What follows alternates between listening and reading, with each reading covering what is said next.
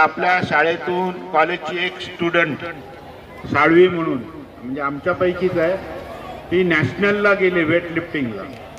हे तुमच्यात शिकून गेलेली मुलगी आहे ती।